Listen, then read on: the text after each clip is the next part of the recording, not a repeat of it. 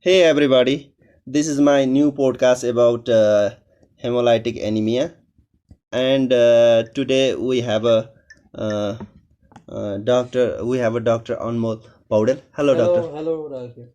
So, Doctor Anmol, can you? We want. I want to discuss about like hemolytic anemia. Let's discuss about the hemolytic anemia. Just can you just tell me the few causes that can cause the hemolytic anemia due to the enzyme deficiency? Just Due to? enzyme deficiency. Say like in Got glycolysis. it, got it, got Yeah, it. yeah, So there are two types of hemolytic anemia. One is intrinsic hemolytic anemia and yeah, another is extrinsic hemolytic anemia. yeah, Intrinsic are hereditary hepatocyte disease, G6PD deficiency, pyruvate kinase deficiency, yeah, paroxysmal nocturnal hemoglobinuria, sickle cell anemia, SBC disease. These are the intrinsic hemolytic anemia. yeah, Extrinsic are two type, mostly autoimmune type. yeah, There can be one type of autoimmune hemolytic anemia that is caused due to CLL and alpha methyl and there can be cold type of autoimmune hemolytic anemia. They are mycoplasma caused by mycoplasma infectious mononucleases, etc. Okay. So just if you want to say like few causes that is mainly related with the only like if you say glycolysis, there is a pyruvate kinase deficiency, one of the cause, and hexokinase deficiency, two causes of the glycolysis enzyme deficiency lead to the hemolytic anemia. In HM patient, if you say HM patient, there are two enzyme deficiencies. Like if you say just tell me about G6PD, one is the HM patient, and another is the glutathione synthetase deficiency. Yeah. These are the few causes that is actually related with the enzyme deficiency with the glycolysis and the HM patient. So can you just if you look for the finding wise the causes of the you just you briefly tell me about like just tell me Lab findings. yeah, lab finding about intravascular finding, hemolysis finding, and the extravascular hemolytic I would finding. like to tell you that. Yeah, First of all, I would like to go with haptoglobin finding in the hemolytic anemia yeah, yeah. because haptoglobin is a protein secreted by liver. Its level is low in hemolytic anemia, decreased. So you mean you want to say like in the if there is intravascular hemolysis, there is the haptoglobin level will be decreased. So what are the Free hemoglobin in the circulation due to hemolysis. yeah, The haptoglobin level is decreased. yeah, One finding. one in the intravascular? What are the thing that is increased in the intravascular hemolysis? Can you just you said that like there is haptoglobin decrease, but what are the thing that is increased? I would like to tell you one thing. Yeah, There is one thing called urobilinogen, yeah, which is measured mainly in urine. yeah, That will be increased in hemolytic anyway, anemia. so intravascular cause. Yeah, Another is unconjugated bilirubin is also increased because liver cannot compensate the yeah, hemolysis, yeah, causing increased unconjugated hemoglobin. yeah, The next finding is serum LDH yeah, is also increase. increased and MCB is also Increase. increased. Okay, thank you, doctor. So you just these the parameters actually increase in the intravascular causes. Yeah. So means LDH, free hemoglobin, methamoglobin, and hemoglobin, and the indirect hyperbilirubinemia. There are the these are the actually finding that is increase in the intravascular hemolysis. True, doctor. So you can you just tell me about the like that causes that are the extravascular cause that lead to the hemolysis, lead to the hemolytic anemia, that the causes that lead to extravascular hemolysis. Outside the vessel. Yeah, You few need to causes. say outside the Vessels causes.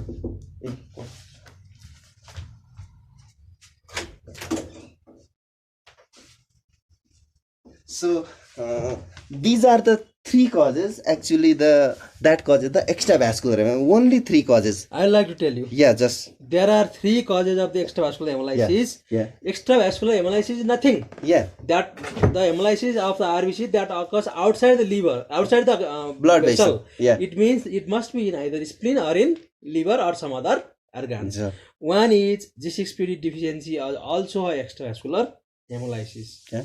Hereditary hepatocytosis is also another good example extravascular Yeah. hemolysis. Yeah. And sickle cell anemia also the another cause of extravascular Yeah. hemolysis. What about thalassemia? thalassemia is a globally chain defect, so it must be extravascular hemolysis. Yeah, thank you, doctor. The main finding is splenomegaly and hepatomegaly are present in extravascular hemolysis. Yeah.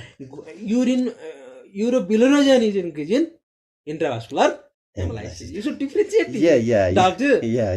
So just can you add with this extravascular cause? Can you add intravascular cause, Doctor Khadka? We have just now Doctor Khadka. Yeah, right. So welcome, doctor. Hi everyone. So can you just explain about that cause?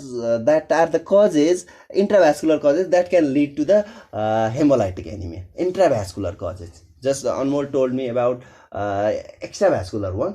Can you just say few causes? Can you just from your memories? Parasitic infections, sepsis. Yeah.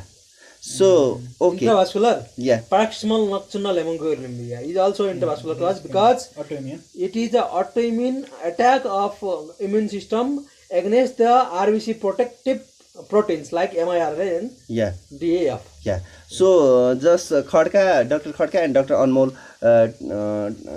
tell us about like intravascular cause. Dr. Khadka mentioned that infection like malaria, and Dr. Paudel just mentioned about the PNH. Other cause like trauma. Actually trauma can cause. What about sepsis? Yeah, sepsis.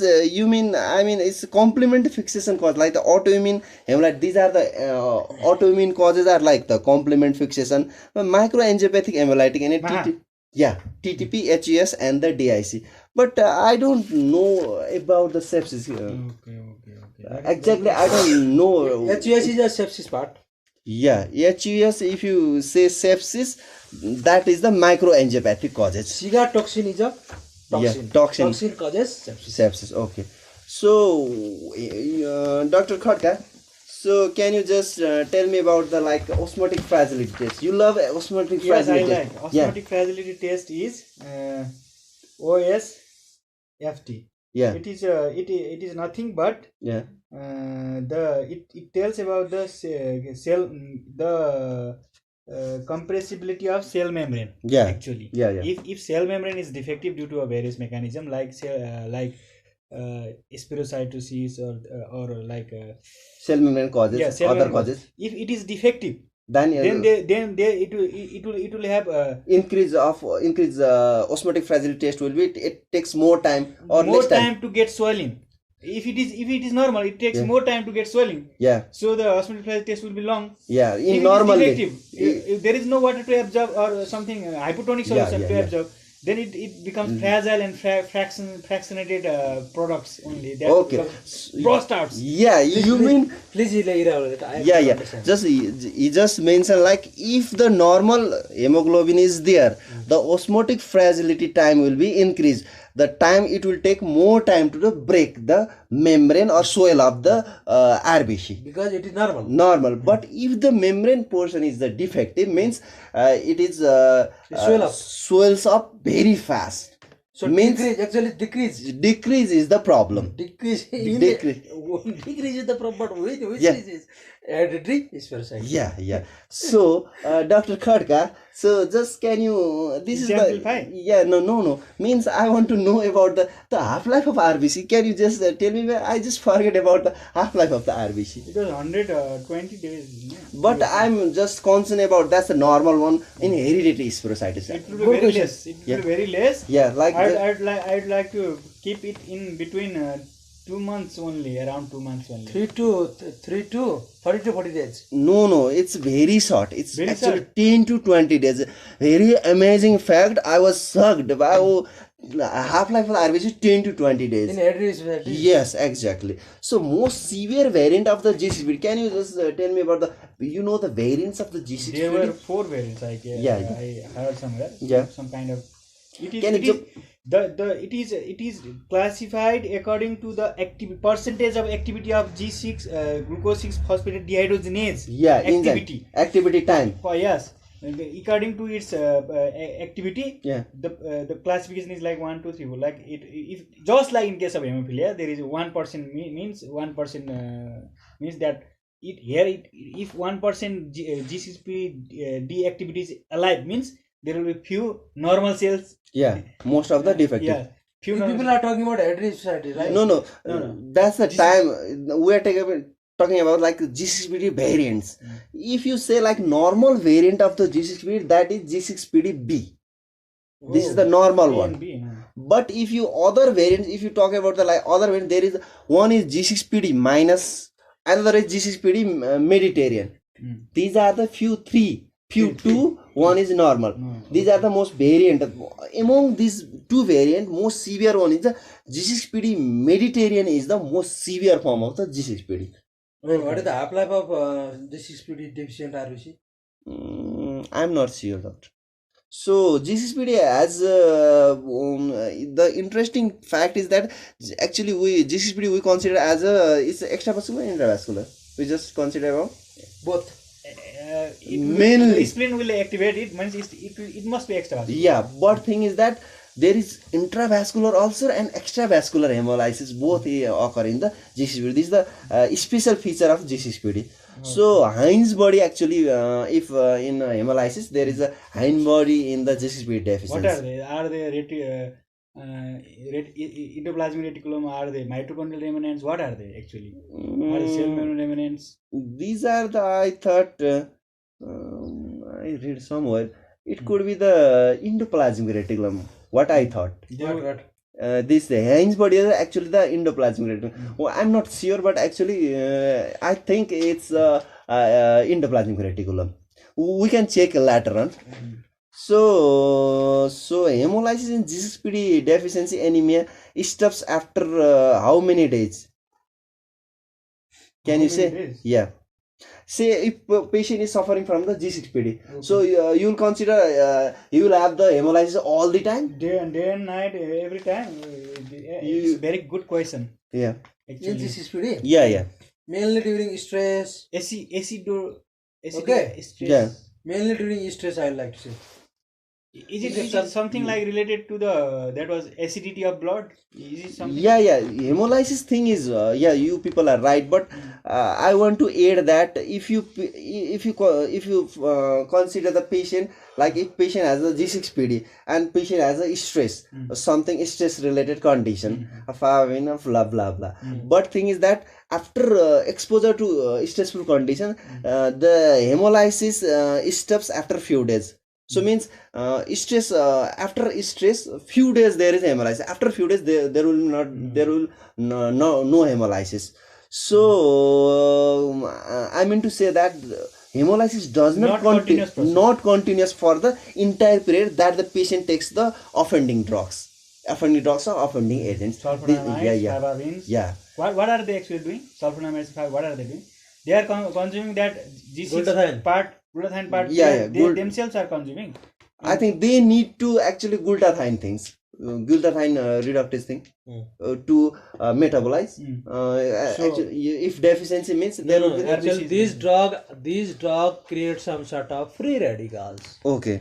These free radicals are scavenged by glutathione. Oh. So it is again a stress condition. Means glutathione again decrease. Patient already decreased condition and it's more decreased means the hemolysis will be more in the. You are like punching a guy who is already in accident. Yeah. Oh, very interestingly. Thank you, doctor. So can you say about like there is it is a free radical mediated injury. Yeah. At the end of the day. Yeah. So SBS and SBA, what are the difference about the SBS and SBA anemia with respect to like if like say solubility, function, stability, affinity? Does it have a difference among these factors among two anemia? Do you get Yes and A? Yes and A. There are basically we must go to the chain. It's chain, right? Yeah. A is alpha 2 and beta 2. That is A. Yeah. And S is